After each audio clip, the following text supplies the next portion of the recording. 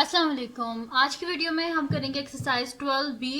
ये है जी mathematics book 2D2 7th edition जो न्यू एडिशन है उसी एक्सरसाइज है ये। और इसका हम करेंगे जी क्वेश्चन नंबर 1 करेंगे जिसमें हमने फाइंड करना है वॉल्यूम फाइंड आउट करना है जो गिवन कोन्स हैं उनका। तो स्टार्ट करते हैं हम इसको।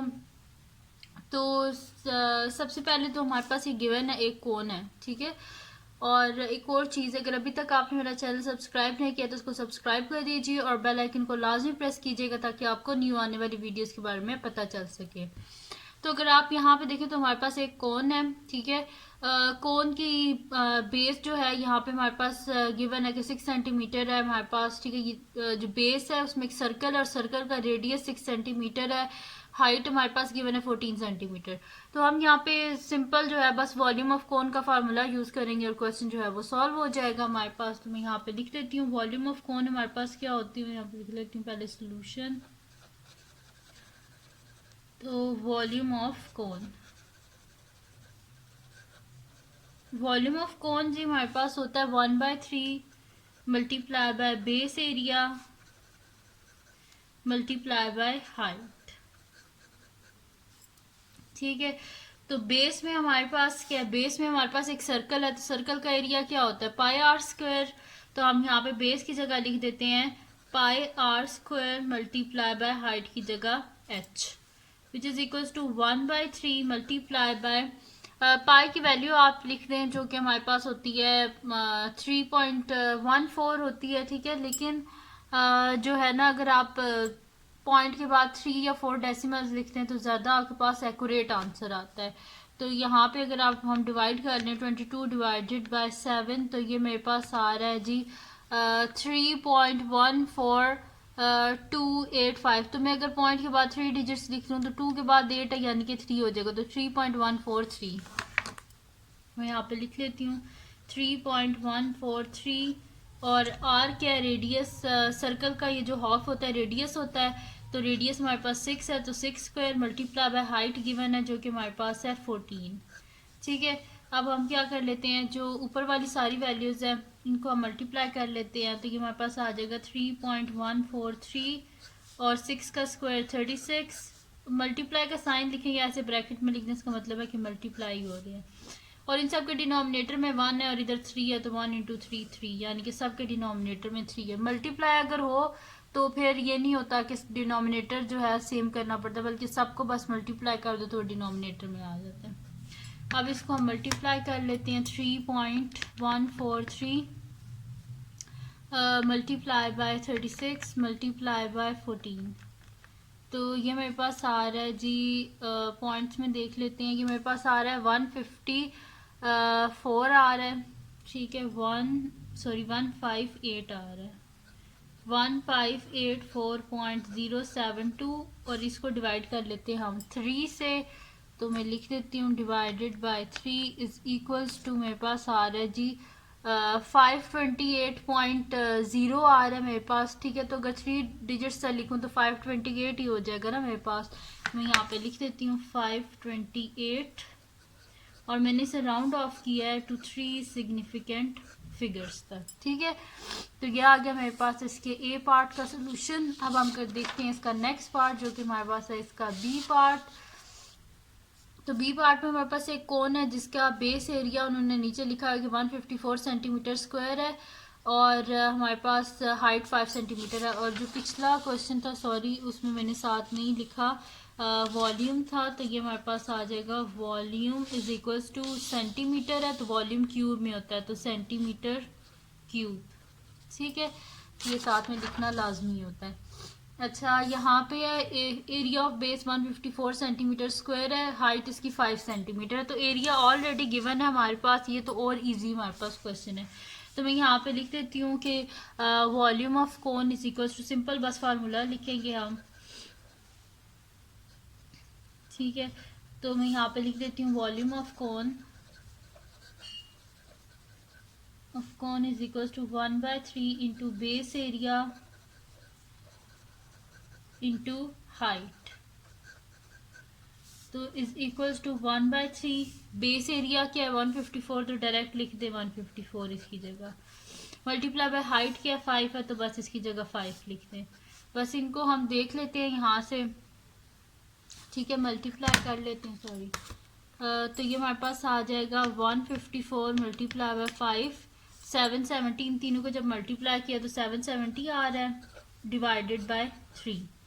मैं यहाँ पे लिख देती हूँ डिवाइडेड बाय 3, तो ये मेरे पास आ रहा है जी 256.666 आ रहा है। आप ये लिखना चाहते हैं तो ऐसे लिख लें कि अगर आप लिख रहे हैं ना 3 सिग्निफिकेंट फिगर्स तक लिख रहे हैं तो 257 लिखते, लेकिन अगर आपने जैसे कि 257 लिखेंगे तो भी बिल्कुल ठीक है, या फिर जैसे कि आपकी बुक के एंड में लिखा हुआ है तो डिवाइड करके लिख लें तो भी आप मिलते। तो मैं यहाँ पे साइड पे डिवाइड भी कर देती हूँ।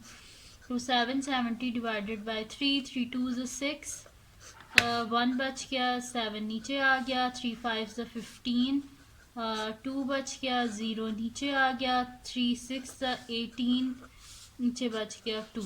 तो इसको हम कैसे लिखेंगे, 256 होल 2/3, ठीक है। तो ये आ गया हमारे पास आंसर, और साथ में सेंटीमीटर क्यूब, क्योंकि ये वॉल्यूम है, ठीक है जी। ये हो गया सेकंड पार्ट भी इसका सॉल्व। अब हम करते हैं नेक्स्ट पार्ट, जो कि हमारे पास है इसका जो है सी पार्ट है। अच्छा, सी पार्ट में हमारे पास क्या गिवन है, हाइट भी हमारे पास गिवन है, और जो बेस हमारे पास है सर्कल है, सर्कल का अब हमारे पास डायमीटर गिवन है। पिछले जो 2 पार्ट्स थे उसमें हमें रेडियस गिवन था, यहाँ पे हमें डायमीटर, तो डायमीटर का हाफ रेडियस होता है, तो वो हमने करना है, ठीक है। तो हम बस इसको रेडियस लिख देंगे, 7/2 लिख देंगे, ठीक है। ये होता है ना हमारे पास में, पहले इसको सोल्यूशन में पहले डायमीटर को कर लेते हैं, फिर आपको आगे कराते हैं, ठीक है। तो डायमीटर हमारे पास इक्वल होता है 2r के इक्वल होता है, ठीक है, यानी कि 2 टाइम्स रेडियस होता है ना, मतलब कि ये वाला पार्ट रेडियस का प्लस ये वाला पार्ट रेडियस का, तो r प्लस r 2r हो जाता है हमारे पास। तो डायमीटर क्या गिवन है 7, तो 7 इज इक्वल्स टू 2r। हमें रेडियस चाहिए तो हम बोथ साइड पे 2 से डिवाइड करेंगे, ये 2 और 2 कट गया, यानी कि r इज इक्वल्स टू 7/2 आ गया हमारे पास। अब r भी हमारे पास आ गया और हाइट हमारे पास ऑलरेडी थी, तो हम यहाँ पे लिख देते हैं कि volume of cone is equals to, volume of cone is equals to 1/3 into base area into height. तो बेस में हमारे पास क्या सर्कल है, तो सर्कल का एरिया क्या होता है हमारे पास, पाई r square multiply by height h। तो 1/3 इंटू पाई की जगह आपकी मर्जी है 22/7 लिख लें या 3.143 लिख लें, आपकी अपनी मर्जी है। तो मैं 22/7 लिख लेती हूँ, और क्योंकि आपको दोनों तरीके से आना चाहिए ना, तो 22/7 लिख लेती हूँ। और r जो है वो हमारे पास मैंने अभी फाइंड आउट किया था 7/2 है, तो मल्टीप्लाई बाय 7/2 का स्क्वायर मल्टीप्लाई बाय हाइट किया हमारे पास 14। इनके स्क्वायर, ये जो स्क्वायर है ये ओपन कर लेते हैं, 22/7 मल्टीप्लाई बाय 7 का स्क्वायर 49, 2 का स्क्वायर 4 मल्टीप्लाई बाय 14। अब यहाँ पे जो कटिंग हो रही है वो हम कटिंग कर लेते हैं, ताकि इजीली जो है ना हम इस क्वेश्चन को सॉल्व कर सकें। तो यहाँ पे ये हमारे पास हो जाएगा, कटिंग कर लेते हैं हम, तो 7 1 ज़ा 7, और यहाँ पे हो जाएगा हमारे पास 7 7 ज़ा 49, और 2 2 ज़ा 4, 2 7 ज़ा 14, ठीक है। ये हो गया हमारे पास। और यहाँ पे हम देख लेते हैं कोई और कटिंग हो रही हो तो यहाँ से हो रही है, तो ये 2 है अब हमारे पास, तो 2 1 ज़ा 2, 2 11 ज़ा जो है वो हमारे पास होता है 22। तो ऊपर क्या बच गया हमारे पास, 1 multiply by 11 multiply by 7 multiply by 7, और डिनोमिनेटर में क्या बचा है 3 1 1, ठीक है, यानी कि खाली 3 ही है हमारे पास।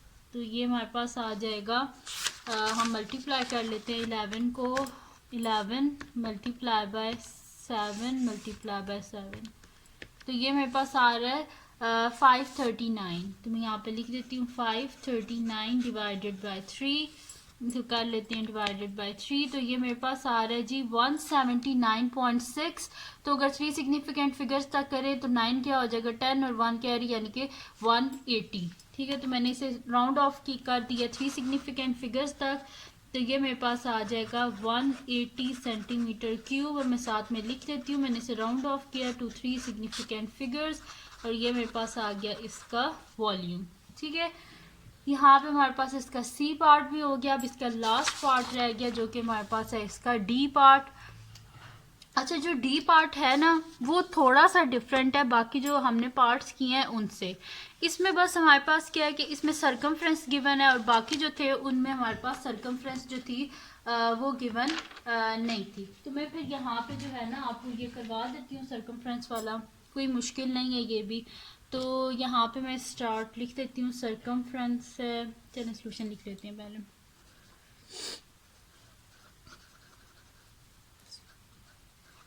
ठीक है जी, सोल्यूशन मैंने लिख लिया।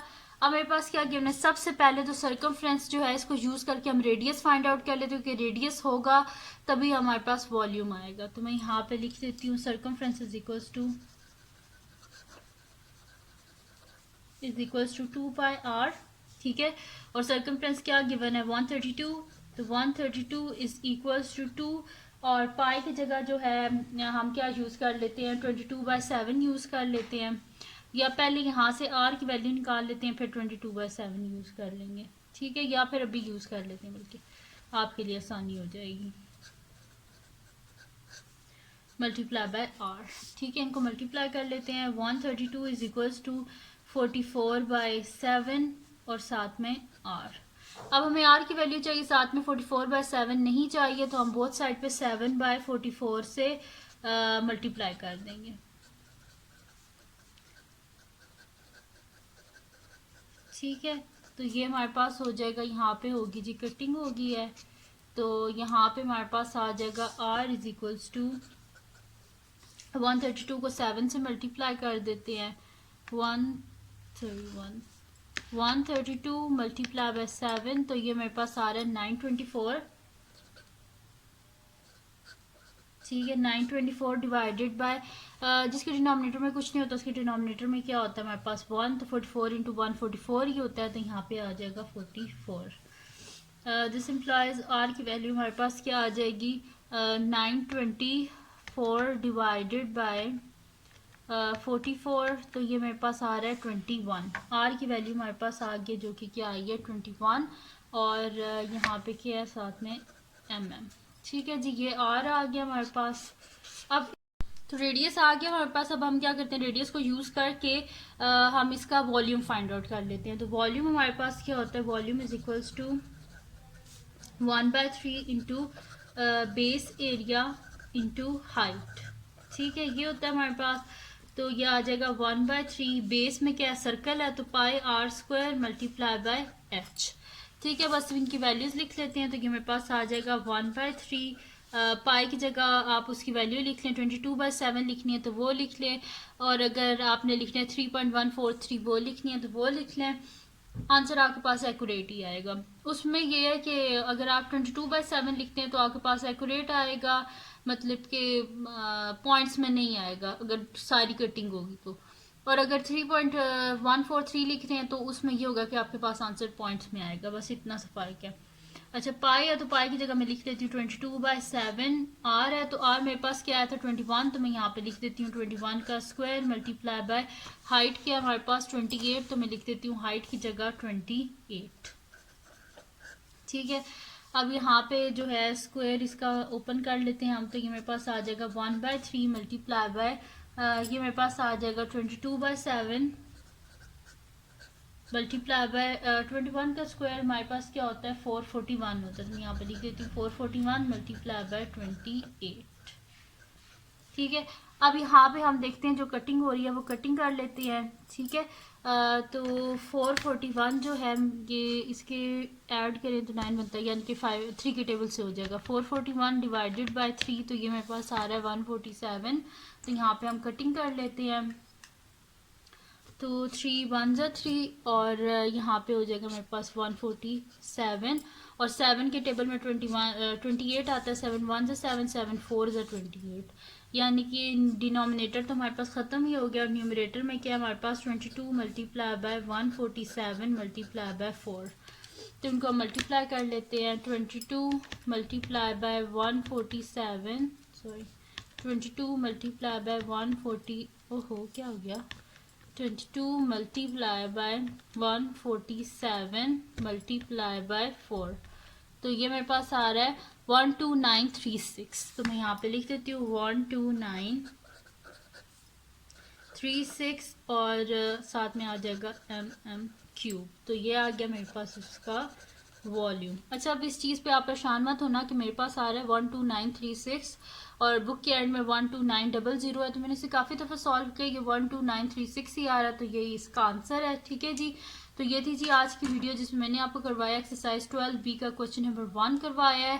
तो अगर ये वीडियो आपको पसंद आई हो तो इसको लाइक कीजिएगा, मेरे चैनल को सब्सक्राइब कीजिएगा और बेल आइकन को लाजमी प्रेस कर दीजिएगा ताकि आपको न्यू आने वाली वीडियोस के बारे में पता चल सके। और अपने फ्रेंड्स के साथ भी इस वीडियो को शेयर कीजिएगा और उनको बोलेगा सब्सक्राइब कर दें और दुआओं में याद रखिएगा। अल्लाह हाफिज़।